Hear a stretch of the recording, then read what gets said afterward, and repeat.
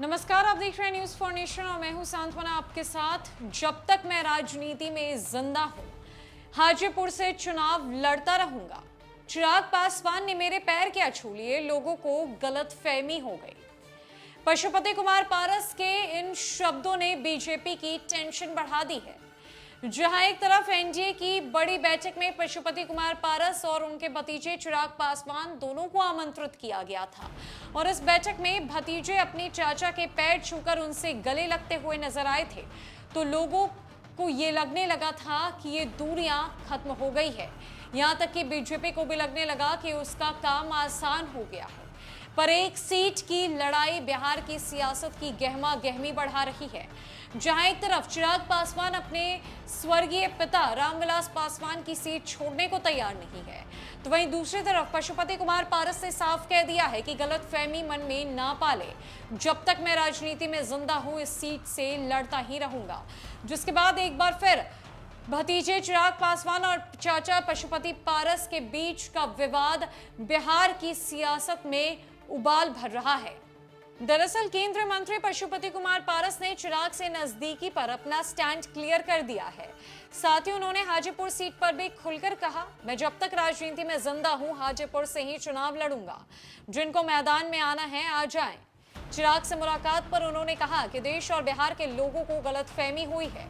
चिराग और पारस के गले मिलते आपने देखा है, वो रिश्ता अलग है, राजनीति का रिश्ता अलग है। चिराग पासवान अपनी जगह है, मैं अपनी जगह हूं, लेकिन हाजीपुर से मैं चुनाव लड़ूंगा। इससे मुझे दुनिया की कोई ताकत नहीं रोक सकती है। मैं पहले भी कह चुका हूं, मैं अब तक राजनीति में जिंदा हूं, तब तक हाजीपुर की जनता की सेवा करता रहूंगा और एनडीए गठबंधन का ही पार्ट रहूंगा। इससे कोई फर्क नहीं पड़ता कि सामने चिराग लड़े या कोई और, मैं लड़ूंगा ही। मैं एनडीए गठबंधन का उम्मीदवार हूं, मैं एनडीए गठबंधन से ही चुनाव लड़ूंगा। जिनको मैदान में आना है आ जाएं। ये बातें केंद्रीय पशुपति कुमार पारस ने शनिवार को पटना में आयोजित प्रेस कॉन्फ्रेंस में कही।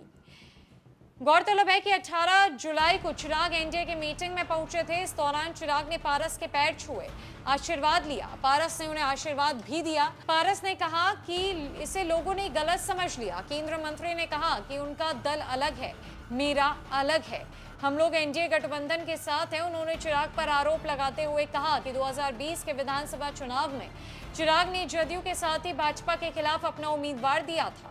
उस वक्त पार्टी एक थी, लेकिन हम उस वक्त कुछ बोल नहीं पाए क्योंकि चिराग पार्टी के राष्ट्रीय अध्यक्ष थे।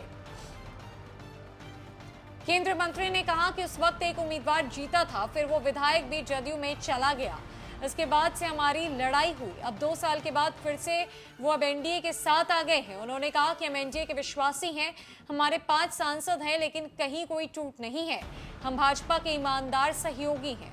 उन्होंने कहा कि हाजीपुर पर अगर चिराग दावा कर रहे हैं तो मैं भी कर रहा हूं कि वो मेरे भाई की कर्म भूमि है। हर हाल में चुनाव हाजीपुर से ही लड़ूंगा, कोई ताकत इसे नहीं रोक सकती। चिराग भले ही एनडीए की बैठक में शामिल हुए, पर अभी वो गठबंधन में नहीं है। बहरहाल केंद्रीय मंत्री ने कहा कि व्यक्ति नहीं समय बलवान होता है।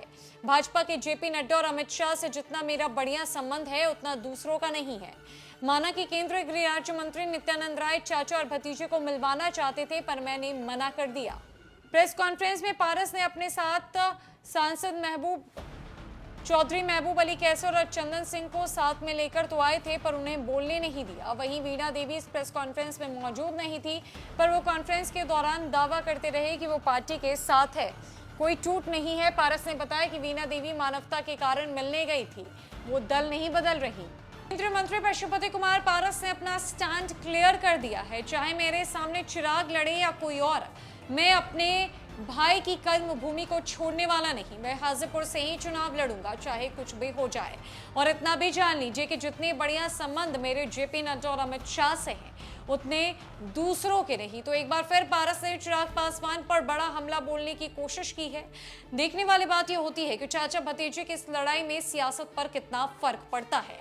फिलहाल के लिए इस खबर में इतना ही। नमस्कार।